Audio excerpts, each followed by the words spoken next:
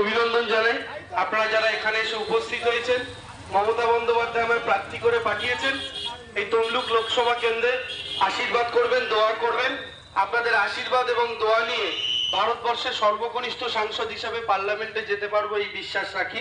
তাই আপনাদের আরো একবার প্রণাম এবং সালাম জানাই।